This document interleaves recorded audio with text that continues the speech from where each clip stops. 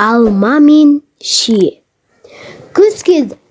Бақтың іші алтын сияқты жалт-жұлт етеді. Айнала толған жеміс-жидектер бақты ғажабымен ажарландырып тұр.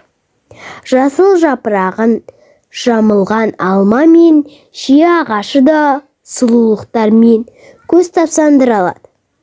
Жеміс тері піскен ағаштарында салбырап тұрған алма мен шие өздерінің сұлулықтарын айтып бір-біріне мақтана бастайды. Алма: мен өте тәттімін, өзім өте әдемімін, және мені адамдар сүйсініп жейді, дейді.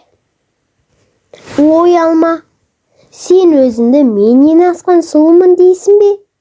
Сенің сыртың қызыл болғанымен, ішің бозалт тартқан түс. Менің әдемі түсімді қара.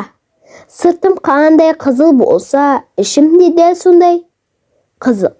Және менің қатты дәнім бар. Мен сырға секілді ағашқа көрік беремін, деп мардасынды шие. Сонда алма: менің ішім ақ болса да, сенен үлкенмін. Ішімде сенікі қатты дәнім болмаса да, сыртым қатты, дейді. Осылай екеуі жалын-жалдаса береді. Екеуі сөзге кеспей бір-бірін ұра бастайды.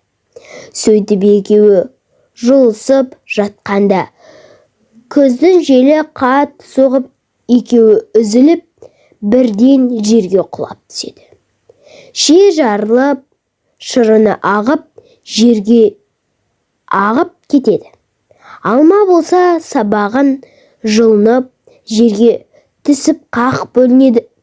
Сөйтіп екеуі де адамдардың қолына бүтін жетпей қалады. Басқа алма мен шиелер секілді ағашты көріктендіріп тұра алмады.